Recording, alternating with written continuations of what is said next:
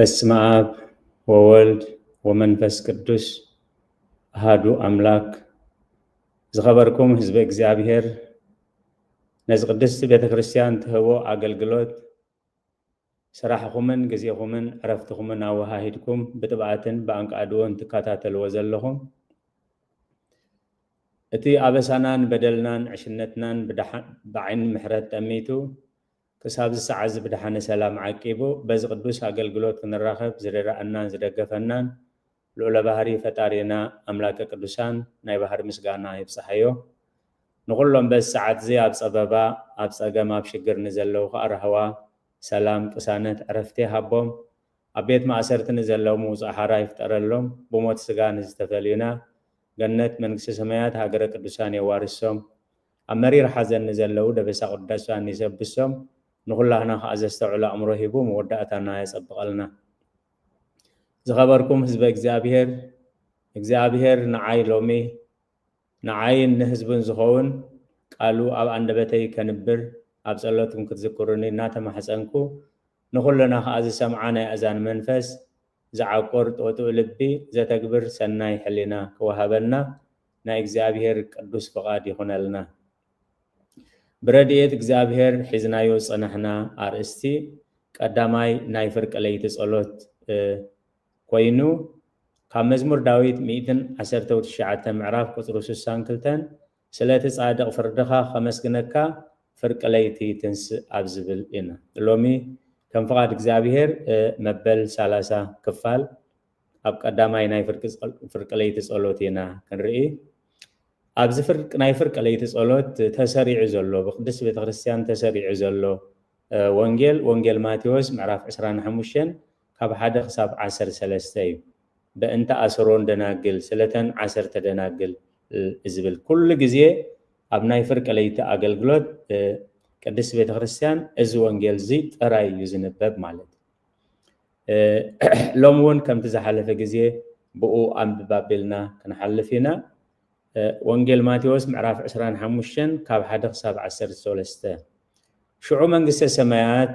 ቀቀንዲለን ሒዘን መርዓዊ ክቅበላ ዝወፃ 10 ደናግል ትመስል።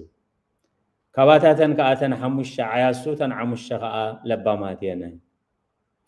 ተን ዓያሱ ቀቀንዲለን ወሲደን ዘይቲ ኣይተማላአን ተን ለባማት ገና መምስ ቀንዲለን ዘይቲ ብጥኒአን ተማላአ። መርዓዊ ምስ ደንጎየ ገና ኩለን ትኽስበላ ደቀሳውን ፍርቂ ለይቲ ገና ጨራሕ መራሕ ኮነ እንሆ መርዓዊ ክትቅበላ ውፃ ሽዑ ተን ደናግል ኩለን ተንስአን ቀቀንዲለን ኣዳለዋ። ተን ዓያሱ ነተን ለባማት ቀንዲልና ክጠፍእ ኢሉ እሞ ካብ ዘይቲ ክንሃባና በልአን። ተን ለባማት ከዓ ይፋልናን ንዓናን ንዓኻትክን እንደዘይኣኸለኸ ናብቶም ዝሸጡ ደኣ ኼዳ እሞ ንርእስኽን ዓድጋ ኢለን መለሳለን። ክዕድጋ ምስ ከዳ እቲ መርዓዊ መፀ እተን ተዳልየን ፀንሓ ምስኡ ናብ መርዓተዋ ማዕፆ ድማ ተዓፅወ። ድሓር ተን ዝተረፋ ደናግል መፅአን ጎይታይ ክፈተና ኮታ በላ። ንሱ ገና መሊሱ ብሓቂ ብለክን ኣለኹ ኣይፈልጠክንን የበለን። ብኣርሲ ታወዲ ሰብ ዝመፀላ መዓልትን ሰዓትን ኣይትፈልጡን ኢኹም እሞ ነቑሑ። ስለ ቃላቱ እግዚአብሔር ዝተመስገነ ይኹን። እታ ናይዚ መልእኽቲ እዚ ናይዚ ነባብ ዝመልእኽቲ ቁፅሪ 13 እታ ወዲ ሰብ ዝመፀላ መዓልትን ሰዓትን ኣይትፈልጡን ኢኹም እሞ ነቑሑ እዩ። ዮሃንስ ኣፈወርቅ ኣብ ግብረ ሕማማት ናይ ረቡዕ ሻድሻይ ሰዓት ነዚ ትርጓሜ እዚ ሰፊሕ ዝኾነ ትርጓሜ ሂብዋ ኣሎ ኢሉ ከም ፍቃድ እግዚአብሔር እምበኣር ኣብዚ ርእስቲ እዚ ኣብ ዝሓለፈ ናይ ሎሚ 2 ሰሙን ዝረኣናዮ እንታይ እዩ? ምቕባል ሰማያዊ መርዓዊ። ካልኣይ ምድንጓይ መርዓውን ድቃስን ዝብል ርኢና ኣብ ዝሓለፈ ናይ ሎሚ 2 ቅነ። ሎሚ ከም ፍቃድ እግዚአብሔር ንሪኦ ድንግልና ሕሊና ዝብል ኣርእስቲ ኢና ክንርኢ። ከምቲ ኣቀዲመ ዝበልክዎ ኣብ ጸሎትኩም ክትዝክሩኒ መሕፀን ኣብዚ ነጥብ እዚ ድንግልና ሕሊና ኣብ ዝብል ድንግልና ሕሊና ማለት እንታይ ማለት እዩ? ድንግልና ሕሊና ውህበት እግዚአብሔር ምዃኑ፣ ድንግልና ሕሊና ብኸመይ ይጸንዕ፣ ድንግልና ሕሊና ብኸመይ ይፈርስ፣ ዝፈረሰ ድንግልና ሕሊና ብኸመይ ይጽገን፣ ድንግልና ሕሊናና ንኸይንፈርስ ክንገብሮ ዝግባአና ጥንቃቐን منفسها وقئن زبل نتبتاتنا كالرئي أبتن زابير زفقدلنا وحدات دقايق جنز التبارغة كله خم فقاد أملاخ بمريحنة منفس قدس كخون نتوم نجلسن نتوم نسمعن زهبر منفس قدس يمو اتنسمعوا قال كأن برخات ندحنات نفوسي نأقلقلوت كخوننا نا إكزابير قدس فقاد يخون لنا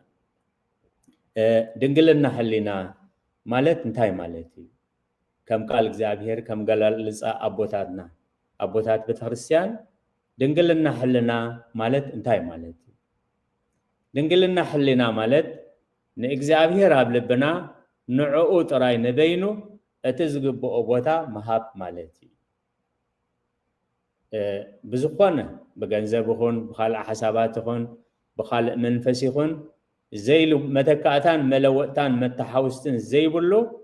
نإكزابير أبلبنا اتزقب أبوتا مهاب كم أملاخ اتزقب أبوتا مهاب كم أملاخ اتزقب أملخو نملاخ كم أملاخ كم قالوا مسارات نئزاز مالت نإكزابير أبلبنا اتنعقو زقبا نعقو تراي بوتا مهابي مخنياتو برهانن صلماتن بحد خنبرو ايكلن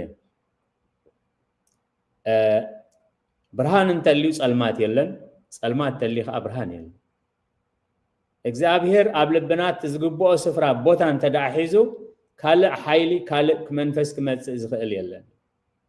ንእግዚአብሔር ካብልብና አልዒልና አቡ ልብና ካልእ ቦታ እንድሕራ ቀሚጥና ኸ እግዚአብሔር ክህሉ አይክእልን ምክንያቱ ንጸልማትን ብርሃንን ሕብረት የብሎምን ቃል አምላክ ኮሚስ ብለና አብ ካልአይ ቆሮንቶስ ምዕራፍ 6 ካብ 14 ጀሚሩ مستم زي أمنو أب حدا أرعد أيتقرون نصدقن حاتياتن انتي الرخيبو ويس نبرهان نسألماتن انتي حبرت اللوو كريستوس مسبليال انتي مسممع اللوو وين أمان وزي أمان انتي قد اللوو نمقدس أملاح كمستعوتات انتي سممع اللوو أملاح أباتاتهم كنبر أباتاتهم من كمالالسي أنا أملاحهم كخوني نساتهم هزبي كخونني يوم كم زبالة نحنا بيت مقدس كياو أملاخينا سلازي كما أكلم وصون تفلين روحو سايتو تنكيو أنا ون كقبلوكم يبل إكزابير أبود ما خونكم نسخاتكمون أوداتنا والدن كنت كونوني إخم يبل اتخل زخل إكزابير قويتا سراويتي كالاي كورنتوس معرف شدوشة كاب 14 كساب 10 وشمونته نكريستوس مسبليال انتاي حبرت الله سلازي دنقلنا حلنا مالت نإكزابير أبلبنا نعقو نبينو تراي اتزقبقو بوتا محاب مالت سلازي اتوم هزبا أملاخ حنساب ناب إكزابير حنساب ناب كال منفس حنساب ناب صدقنا حنساب ناب حاتيات كخدخو اللو ات أبوسي اتزاحيخ زلو متكقتان تايو إفريم زي تقمت ألا كيجا إبل مالت بتا زرد عنا زي تقمت ألا كيجا بتحادة بتحاوز هارمو بسيل اللو بتحادة خاء يحق الله مالت إكزابير كابز 5 سورنا بزعبا زناي دنقلنا حلينا أبرا يوحنس معرف 14 كاب 3 جميرو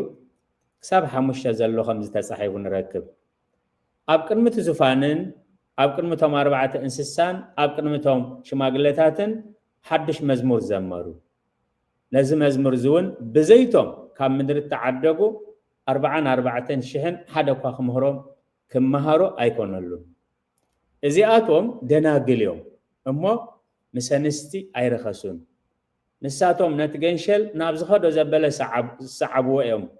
نساتهم ناملاخ نتغنشلن بخرات كخونو كاب ادم زتعدغو يوم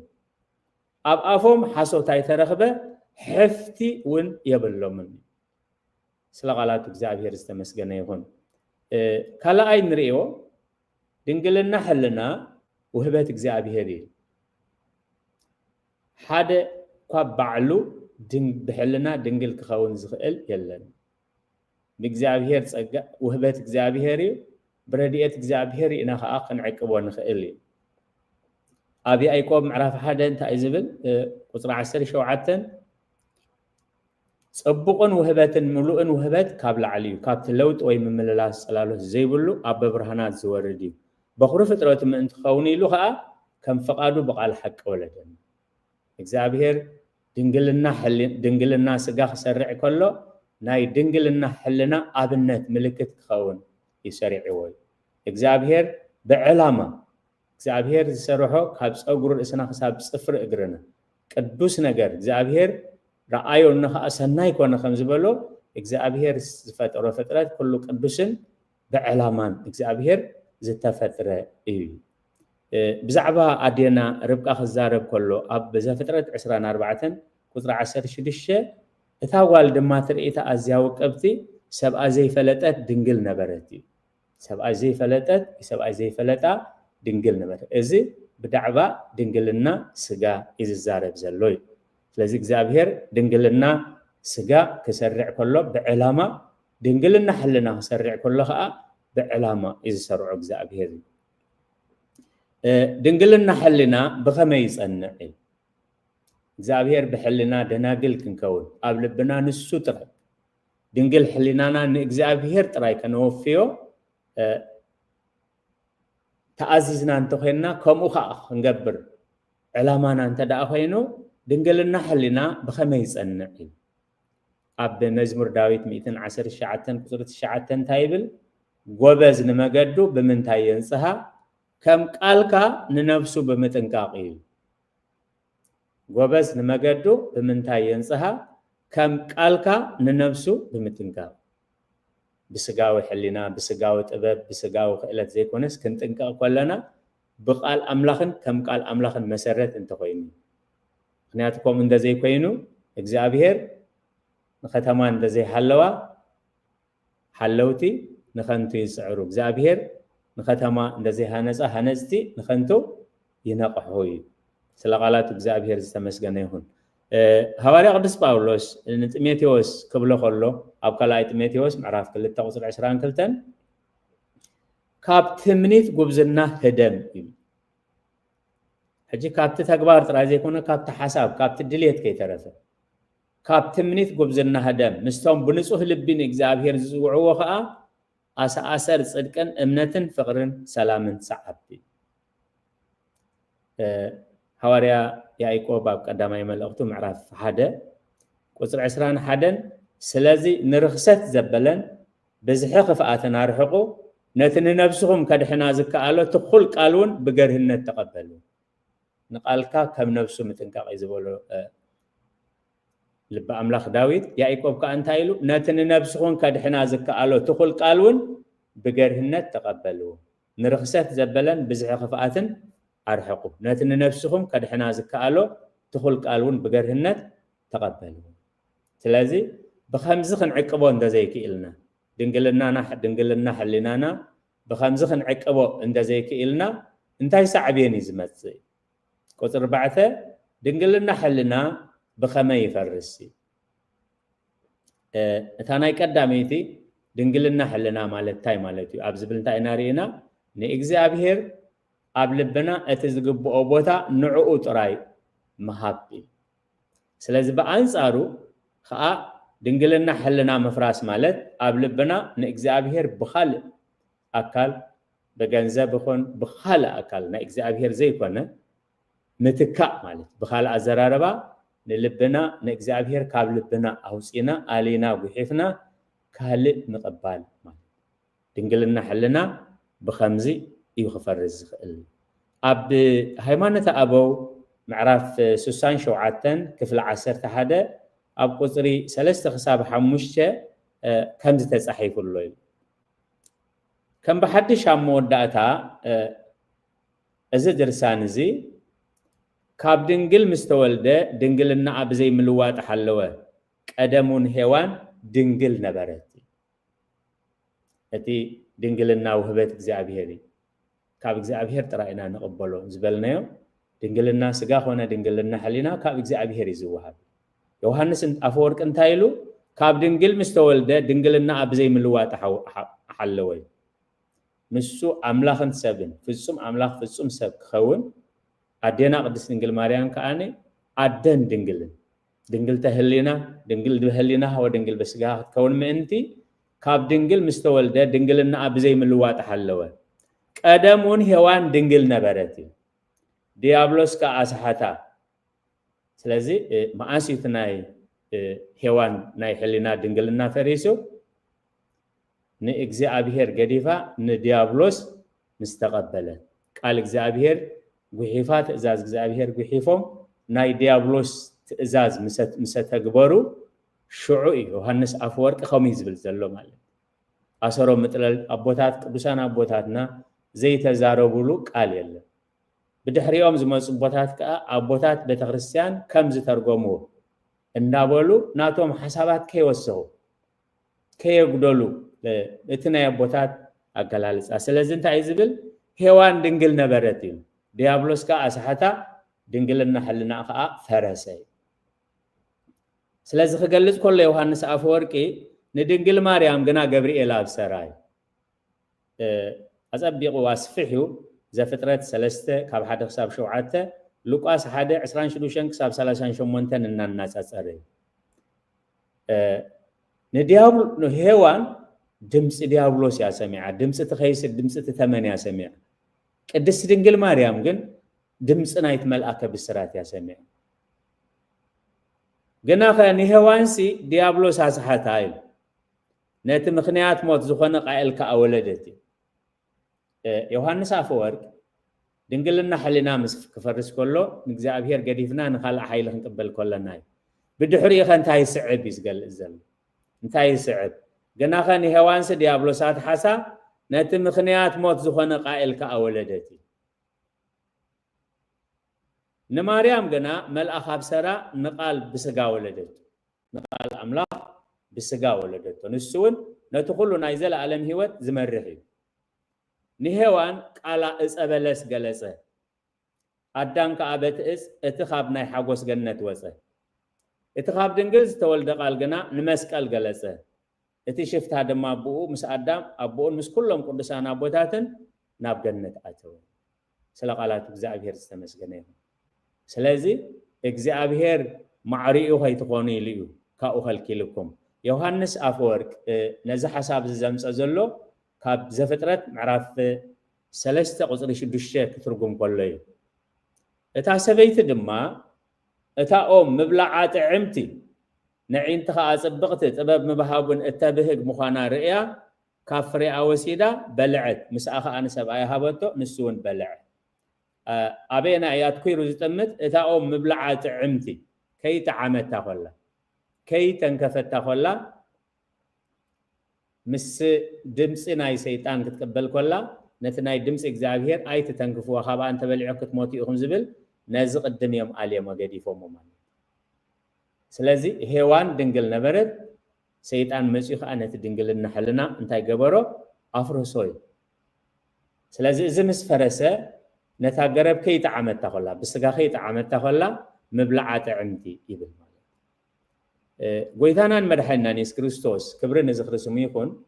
ኣብ ብሉይ ኪዳን እቲ ንጽህና ተቀድስና ተዋሂቡ እኳ እንተኾነ ብንጹር ብዛዕባ ሕሊናን ብሕሊና ምፍላስ ድንግልና ሕሊናን ብሕሊና ዝግበር ዝሙትን ኣብ ብሉይ ኪዳን ከም ኃጢአት ይቁጸር ኣይነበረን በአካል ክሳብ ዘይተፈጸመ ማለት ጎይታናን መድኃኒናን ኢየሱስ ክርስቶስ ግን ኣብ ወንጌል ማቴዎስ ምዕራፍ 5 ቁጽሪ 27 ነቶም ቀዳሞት ኣይትዘሙ ከም ዝተባህለ ሰሚዕኹም ኣለኹም ኣነ ገና ንሰበይቲ ዝብህጋ ከብህጋ ዘጥምታ ሁሉ ብልቡ ፈጺሙ ኣብ ኣዘመው እብለኩም ኣለኹ ስለዚህ ቅድሚ ናይ ስጋ ውድቀት ምግጣሙ ኣብ ሕሊና እቲ ውድቀት ዝመጽእ ማለት ስለዚህ ኣብ ቃል እግዚአብሔር መሰረት ሰይቲ ጲጢፋር ኣብ ዮሴፍ መጀመርያት ናይ ትምኒት ዝሙት ያትወድ ድንግል ሕልና አይ ዝፈርሲ ኣብ ዘፍጥረት 39 ካብ 7 ክሳብ 10 መዓልቲ መዓልቲ ትብህጎ መዓልቲ መዓልቲ ትጥምቶ መዓልቲ መዓልቲ ተሓቶ ነበረት ከምኡን ዳዊት ኣብ ሰይቲ ኦርዮ እዚ ውድቀት ዝኸጋጥሙ ከሎ ኣብ ቀዳማይ ሳሙኤል ምዕራፍ 11 ካብ 14 ዘሎ ገና ኣብቲ ናሕሲ ከሎ እዩ بحلنا مسيتي برسابه سيت أوريو نزي حسابات زفتسمين إذا مفراس حلنا ناي دنقلنا حلنا نتوم عبيت قدسانون زفتاتن عبي مقدراي بزي صقا املاخ كا اتزمكح باغزابير يمكح تباهيلو نبزحات منفساويان ابوتات عالماويان عالم نزننبر تراي زيكونس نبزحان ابوتات زفاتاتن عبي مقدرا اي اما صحافه سنكسار علت ثلاثه مسكرم ابا موسى زغدا مسيحات اتزقمطلو سيحات مالت تزقمطلو ايو بزعبا ابا موسى تصحيفلو زنبروم صقا مس املاح زنبروم صقا كساب 15 عمت زاكل قد سب كيراي ينبرو كم زنبرو ببحثونا بقدسنا مس እግዚአብሔር كساب مستيرات እግዚአብሔር ተገሊጽሎም كساب ገነት ከምትናይ ጳውሎስ كساب ናይ ገነት رأيات ይርኡ ከም ዝነበሩ ኣብቲ ከባቢ ደርቂ ኸውን ከሎ ጸሎት ግበሩልና ኢሎም መጽዮም ቶን ከባቢ እግዚአብሔር ጸሎቶም ሰሚዑ ዝናም ከም ዘዝነመሎም ጸሎቶም ከም ዝተመለሰሎም እዚ ሁሉ ኣብቲ ናይ ፍጽምና ማዕርግ ከም ዝበጽሑ ይገልጽ እዩ ግን ቃል አምላኽ እንታይ ዝብለና ድኹማት ምዃንኩም ክትፈልጡ ውድቀት ሓያላት ዘክሩ እዩ እቲ ተጻሒፈልና ዘሎ ታሪኽ ቅዱሳት ከዓ ከምዚ ነይሮም ኢልና ከነዕልለሉ ዘይኮነስ ኣሰሮም ብኸመይ ወድቁ ነይሮም ከይንወድቕ ክጥቀቕ ምስ ወደቑ ብኸመይ ተስዮም ብኸመይ ከንትስእ ንሕና ነቶም ቃል እግዚአብሔር ዝነገርኩም መራሕትኩም ዘክርዎም ስለዚህ ብለና ነዚ ኢኻት ታሪኽ ተጻሒፈልና ስለዚህ አባ ሙሴ ሓደ መዓልቲ ሰይጣን ክግለጽ ከሎ ሓደ አረጋዊ ዝደኸመ ባህታዊ ኮይኑ ዝግለጸሉ ቃል አምላኽ ከም ይዝብለና እዚውና የገርምን ሰይጣን ንባዕሉ ከም መልአኽ ብርሃን ይምሰሊሞ እቶም አገልገልቲ ኃጢአት አገልገልቲ ጽድቅ ኮይኖም እቶም ናይ ዲያብሎስ አገልገልቲ ክርስቶስ ኮይኖም እንተተገልጹ እዚ አየገርምን ስለዚህ ሓደ ዝሸምገለ ባህታዊ ኮይኑ በቲ በዓቱ ዘወር ክብል ዝረአዮ ማለት እዚ ብምትሃት ማለት ስለዚህ ዓብ አቦ እግዚአብሔርሲ ንዓይ ከጻናንዕ ባህታዊ ሰዲድለይ ኢሉ ዝሐስብ ማለት እዩ አቦ ንዓበል ገዛ እቶይሉ ገዛ የእትዎ ማለት ሰለስተ መዓልቲ ስም አምላኽ አይጸውዕን አባ ሙሴ ከዓ መዝዓብ ባህታዊ እዩ አነ ንጸሊ ካብ ዝብሎስ ክሳብ ባዕሉ ንጸሊ ዝብለኒ ክጽበህ እዩ ሓንቲ ግዜ بسم አብን ወልድን መንፈስ ቅዱስን ኢሉ አማዕቲቡ እንደዝኸውን ግን ከምቲ ክበኒኑ ምኸደ ስለዚህ ሰለስተ መዓልቲ ከይጸለየ አባ ሙሴ ከዓ ምክንዑ እናተጸበየ ሰለስተ መዓልቲ ከይሩ ኣብ ሰለስተ መዓልቲ አነ ይብሎ ኣብ ዓለም ዝነበርኩ ሰብየ ናይ ዓለም ሃብቲ ከዓ ብዙሕ ኣለኒ ዋልካ ኣላትኒ አነ ድሕሪ እዚ ኩሉ ብዓለም ምንባረ ዓለም ከም ቆጽሊ ተረግፍ ከም ጽላሎት ተሐልፍ ምዃና ፈሊጠ ናብ ብሕትውና ኣትየ ኣብ ብሕትውና ከዓ 40 ዓመት ገይረ ስለዚህ ሕጂ መምጽእየ እግዚአብሔር ይናባኻሊ ኢኽኒ ሕጂ ክመውት እየ ንስኻ ኢኻ ክትቀብረኒ ቀድሚ ምማተይ ክብለካ ዝደልዮ ነገር ግን ኣሎ ጓለይ ኣለህኒ ስለዚህ እግዚአብሔር ንስኻ ክትምርዓዋ ከም ዝኾንካ እዩ ነጊሩኒ ነዚ እመጽ ክትኣምን ከዓ ሕጂ ዕለተይ ኣኺሉ እዩ ሕጂ ክመውት እየ ሕጂ ክትቀብረኒ ኢኻ ኢሉ አባ ሙሴ ኣነኮ ኣብዚ ምስ አምላኽ ዝነብር መናኒ እየ ስለዚህ ከመይ ጌርካ ብዛዕባ መርዓ ትብለኒ ምስ በለዋ ቅዱሳን አቦታት በዓል አብርሃም በዓል ዳዊት በዓል ሙሴ እዞም ኩሎም ንአምላኽ ዘስመሩ እኮ ተመሪዖም እዮም መይቶም ኣነ ባዕለይ ኣይኮንኩን ዝብለካ ዘለኹ እግዚአብሔር ይኮም ኢልኒ ሕጂ ክመውት እየ ኢሉ ልክዕ ከም ዝመተ ይኸውን ማለት ከም ዝሞተ ምስ ኮነ ብምትሃት ማለት እዩ ገኒዙ ይቀብሮ ማለት ከምኡ ይመስሎ ንዕኡ እሞ ከምዚ ካብ ዝብለኒ እሞ ከዓ ንሕጂ ንሕጂ ከዓ ከምቲ ቃል ዝበሎ ከዓ ካብ ዝመውትሲ እሞ እግዚአብሔር ይልኢኽዎ ማለት እዩ ኢሉ ብዛዕባ እታ ዝተባህለቶ ጓል ብዛዕባ ኣይሓስብ ማለት ብዛዕባ እቲ ሃብቲ ኣለኒ ንብረት ኣለኒ ዝብሎ ብዛዕባ ኣይሓስብ ኣብ ሙሉእ ዕድሚኡ ከም ሓሳብ መጺዎ ዘይፈልጥ ይሓስብ ማለት ይብህጎ ድንግልና ሕልንኡ ይፈርስ ማለት ኣቦቱ ታጓል ትመጽእ ኣቦታ ናይ እግዚአብሔር ኣብ ልቡ ገንዘብ ትናብራ ይመጽእ ኩሉ ይብህጎ ቀቢሩ ምስ ወደአ እሞ እታ ዝሪኣ ዝነበረ ብምትሃት ዝሪኣ ዝነበረ ጽብቕቲ ጓልን ብምትሃት ዝሪኦ ዝነበረ ክብረትን ጥሪትን ገንዘብን ኩሉ ከም ትኪበንን ማለት ولا حنت زرق إلا زجبت يلا شعو أبا موسى سيطان كم زسحاتو يفلت مالت نابتبعتو تمليسونتي نعسرت حموش عمت زبال عزنا برق وصلي كبالعون تدلي بسقاس لزورده عرفينو مبلع يا أبيو مالت مورادي أبيو جن إخزابير نتقصلي ببرخة باري خلصي عسرت حموش عمت بستسرك هاوي زبلع نيرو مالت مو بتأميت كابز موتسي نابزم حارستوت كيده كساب ننسحاز خون غزيا زركب نابزم حارستوت كيده نغيرا هابو نقبلهم إلو خاب بعتي وس مالت ندخل دخلو سيطان بخلق نلكع عبد فرس زتقمت أجياشاي مسيلو عبد بقلو إنجيران ماين زعنا مسيلو يرأيو مالت أتا سباي ماين دستيان نشتين دو إنجيرا هابني مسبلو إنجيرا هبكا دليخا أو نعبل مسايد الدحري كبكا أنا بلد الدحري ندخل أب حدا هاوش جبرها مسبتها حجون كم تكبنين يتفق مالت أبا مسيب تعمي حزن حجها أخلاء جزية سيطان دحين أسحيتن مالت إلو ندحسب خلو أما عدو بتبرها حنت سبيتي ما يتقدح يرق مالت أو منزا سبيتي ما يستين قبلا إلي خير أبت ما يستين مسبلا ما يكستيكا دليها أو نعنا يبل نجازايك وسدكا إلا الدحري أي خير مالت أبت جزاء تبلو مسبصها تبلو ما يكستيكا دحرايجن أنا نسخان كم سبعين سبيتين كوينا بحساب كنا برينا دحر لبو زنبيلو تراتيعو مسرعيو كلاي كاني أنا أيه داويتي دحرنا عيك مرعوهم كام سايك نبرتهم كها نعملاك مخرجوس كأخذ كحدول لكات ولا ما ولا حنت قبلايك إلني حراي بلا حراي مسبلا شعوب بجلس يجلس مالت أنت ودق نعيك تكالس دي خابز بركة 5 عمد أنا تتنتس عليهم نبوها أدامن الدخا هوانن كاب جنة سوساوي دحر حجي كدحين كتنساحل كخي تحسب أبز بسم ما يميتك أب سيولك أنزل عالم أب تناتي جزءاتي خاب تنبر إلو بجلسي يفكر له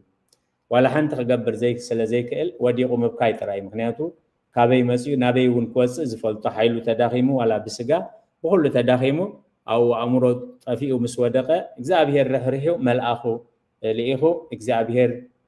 مساخا إزولو جوخا حجيجن سامي الزبهال قداماوي إخزابير كسدل كاي نسخات تقبرو نجر كلهم مهرق كايو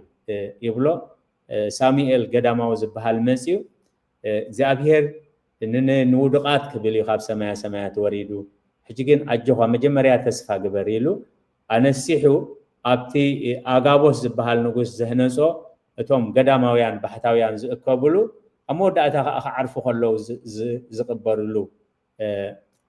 بيت خريستيان أو أنسيحو قدس قربان أقريبو دحر مسقربة دحر 3 معلتي كم زعرته سلازي اتقدو اتي تتصحفلنا اتدنقلنا حلينانا نعلماويان تراي زيكونه نتوم أزيوم زخون أبا موسى قدام سحات بأكال زفصمو نجر يلن بأكال ولا حنت زفصمو زرخبا قالن ستيتيز ترخبو نجر زفصمو نجر يلن أبوتو بزت تقبلو أبوت أبلبو بزقبلو جن دنقلنا حلنا أو فريسو تقبلو زنبرك زابير أبلبو زنبرك فقرك زابير أبلبو زنبرك ليتن معلتن هل زبد نبرة فقري أبلبو تفيق بخالق تتكي بتقوال تتكي بتقال نايت حسوم تتكيو بتتحسوم زبالو كبرتن علماوي كبرن بقو تتكيو زابير مستوعى لهذا حمش هاي نتبنا زفرسة دنقلنا حلنا بخميس الجن كبري نزخر سميهون دنقلنا حلنا كفرس كله بخميس الجن تا ني دنقلنا زفرسة حلنا نسجنا له زتوهبتنا كابتن شوعت مستيرات حنت زغونة مستيرة نسحة يعني كل جزية وانجيل تنببلو نوا وانجيل منجست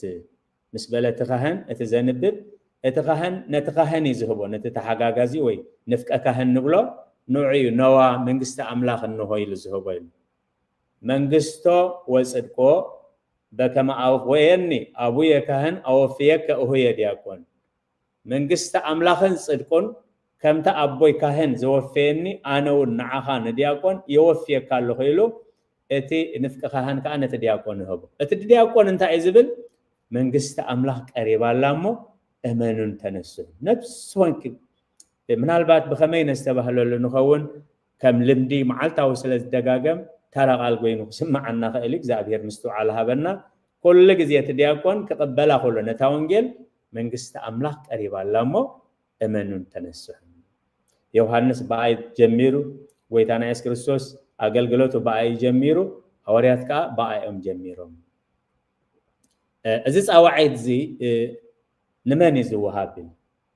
دنقلنا حلنا فرسنا أبكبيد ودك أتاب زو دقنا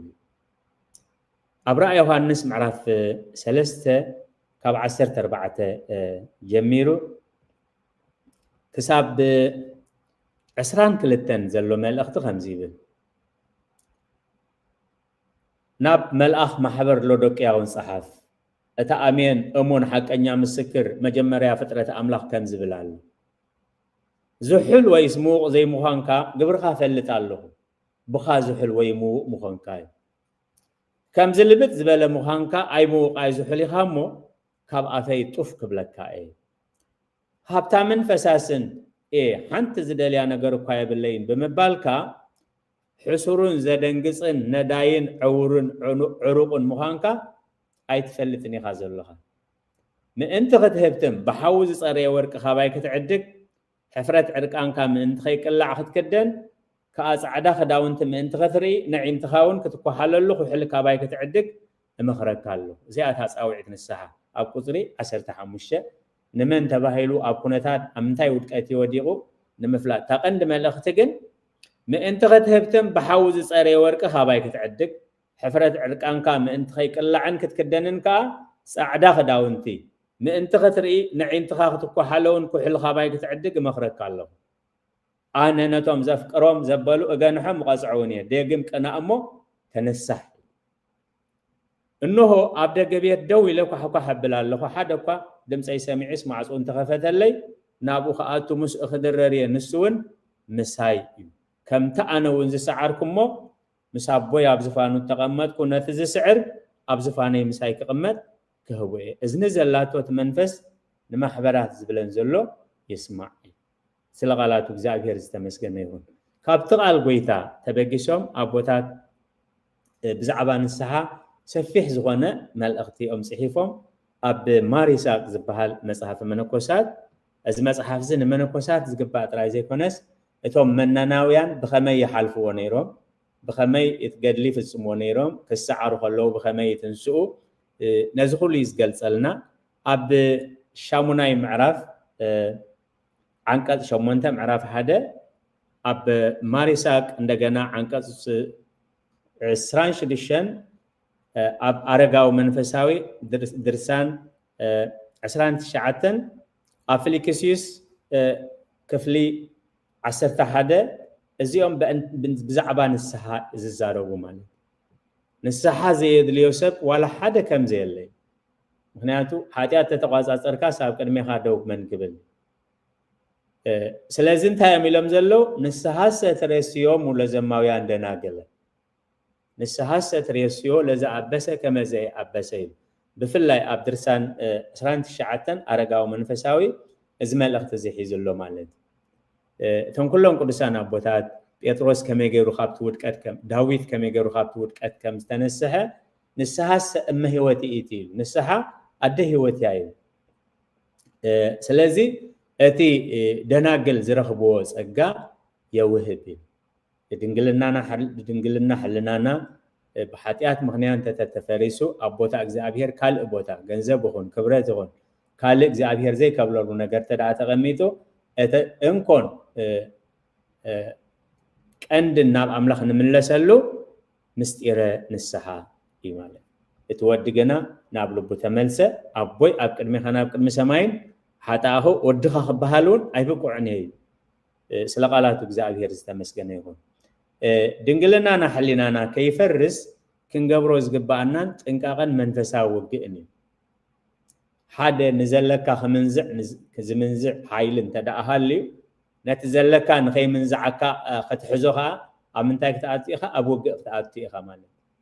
اخليلك حدا كو خي زرفكاس نتزلك اصنيعك حزوي ابقال املاخ مثالي 23 26 تايزبل ودي لبخا هابني ودي لبخا هابني اما عصو كح بلالو زبل اب لب كح اب معصو لبنا يمالك ودي لبخا هابني اعنت خادما بمجدي دس يبل لبنا ناملاخ كنوفيو املاخ بعليه بنا نتذهبنا ها ودي لبخا هابني اونجل ماتيوس معراف 5 قصر 8 ويتانان مدحنا نيس كريستوس تايللو صوري لبي صوريات لبي ناملاخ كسمرو يممو بصاهن يوم صوريات لبي ناملاخ كري ويممو بصاهن يوم بزعبازي دنجلنا حلينا حواريا باولوس نابسب قرنثوس كصحيف كله معراف 10 حدا قصر خلته بقني املاخ قن الكم اللهمو نصحت دنجل نخريستوس من انت قربكم نحد سباي احصيكم بقني املاخ قن الكم الله قدوس قن الله زي قدوس قن الله بقني املاخ قن الكم الله نصحت دنجل نخريستوس من انت قربكم نحد سباي احصيكم الله ابهلنا حنت قال نستيتن دحر تحاسيا تبصحكم اندحر تباهلا حدا ورق مسقل ورق سقورين زبحال الله ملكت اذا سبزيا تحاسيا حصيتي ازبلي مالك سلازي كالوت سبات اقدما تحاسيا سلازي كونت بزعبا نموسبو زحاتت سدرا يلن مالك كابتا تحاسيا لا معلت خاني كابت زنبرتو كبري كم بسدران كم اندحما انابتهم تبصحكم تباهلاتهم زلا بخبره تطمت سبيا مالك سلازي حواري قدوس باولوس انت يزبل زلو نصحت دنجل نخريستوس من انت قربكم نحد سباي احصيكم اذا حص ازخر ردانا من انت اب هوسي معراف كلته 19 تايزبل نزل عالم نعيك حصيكي بصدقن فردن بسهلن بمحرتن نعيك حصيكي بامنتك انا عيك حصيكي نسخون እግዚአብሔር አምላክኪ ክትፈልጥ እዩ ይኺ ስለቃላቱ እግዚአብሔር ዝተመስገነ ይሁን ምናልባት ድሕሪልኩም ዘአተኹም እንተዳአ ሃሊኹም እዚ አርእስትና ካበይ ዝምገስ ዝብል ንጉስ ከቀበላ ዝወፃ 10 ደናግል ትመስል መንግስት አምላክ ካብ ትብል ቃል ኢናወስ ወሲድና ማለት ስለዚህ እንታይ ማለት እዩ ደናግል ክብል ከሎ ቃል አምላክሲ እንታይ ከመልክት ይደሉ ንዓና እንታይ ምህረና አቦታት ቤተክርስቲያንከ ነዚ በኸመዮም ተርጊሞሞ ንኸበዮም ገሊጾሞ ኢና በህብረት ከነስተንትን ጸኒሕና እተን ዝራእናየን ነጥብታት ድንግልና ሕሊና ማለት እንታይ ማለት እዩ ድንግልና ሕሊና ውህበት አምላክ ምዃኑ ድንግልና ሕሊና በኸመይ ይጸንዕ ድንግልና ሕሊና በኸመይ ይፈርስ ዝፈረሰ ድንግልና ሕሊና በኸመይ ይጽገን ድንግልና ሕሊናና ንኸይፈርስ ክንገብሮ ዝግባአና ጥንቃቀን መንፈሳዊ ውግእን ነዘን ነጥብታት ዚእኒና ርኢና በሰላም ጀሚርና በሰላም ክንወድ ዝረዳአና ዝደገፈና ልዑለ ባህሪ ፈጣሪና አምላከ ቅዱሳን ናይ ባህሪ ምስጋና ይብጽሐዮ ኩልኩም ግዜኹምን ስራሕኩምን ዕረፍትኩም አዋሃሂድኩም በቀጥታ ትከታተልዎ ዘለኹም ትብሕቡእ ዝርኢ እግዚአብሔር እሴተ ጻድቃን አስበትሆታን ይኽፈልኩም እቶም ብድሕሪ ሕጂ ትርእይዎውን እግዚአብሔር ንኹላህና ንበረኸት ክገብረልና ናይ እግዚአብሔር ቅዱስ ፈቃድ ይኹነልና ልብና ንእግዚአብሔር ጥራይ ከንወፍዮ ልክዕ ከምቲ ኣብ ክፍልና ጸልማትን ብርሃንን ብሓንሳብ ክህሉ ዘይክእሉ ኣብ ልብና ቦታ እግዚአብሔር ትኹል ቃል እግዚአብሔር ኣብ ልብና እንተዳሃልዩ ናይ ካልእ ቃል ድምፂ ሰይጣንን ካልእ ድምፅን ከም ዘልግስ እዩ ስለዚ ኣቦና ፖፕሽኖዳ ሳልሳይ በረኸቶም ይብፅሐና እንታይ እዮም ኢሎም ንጸልማት ብመኾስተር ጌርካ ከተውፅኦ ኢልካ ኣይትድከምን ጥራይ ነቲ ብርሃን ኦን ግበሮሞ ባዕሉ ጸልማት ክጠፊ ጥራይ ንእግዚአብሔር ተቀበሎ ኣብ ልብኻ ርሕበሉ ንእግዚአብሔር ሞ ባዕሉ ትኻልእ ካብ ልብኻ ክወፅዩ ኣብ ልበይ ከም ዘሎ መን ከውፃሎ ኢልካ ኣይትሸገር ጥራይ ነቲ ብርሃን ወላዓዮ ኦን ግበሮሞ ጸልማት ባዕሉ ክጠፊ ጥራይ ንክርስቶስ ተቀበሎሞ እቲ ክርስቶስ ዘይከብረሉ ብልብኹም ዘሎ بعلو كوزيو من يلبي زنصر يلي من يلبي زنصح لكم اي تشغروا زنصح منفس قدوس منفس املاح منفس قدوس كسدلكم يلو تبعات زهب اباتاوي مخري مخيرهم اللهم مخروم بصحنا نقال املاح دقيمه بهداتن بانك ادون سلاز تخاتاتلكم سيته صادقان اسبتوتا نختلكم صغا بيتانان مدحنا نيس كريستوسن فقره املاخن حبرت منفس قدوسن ابصرها سيون ابلع القدسان ابوتاتنا حواريات كم زورده حجونا ابلع علينا ابلع كلهم من عصف دربن كوين يرد سلا قالاتو እግዚአብሔር ዝተመስገነ ይሁን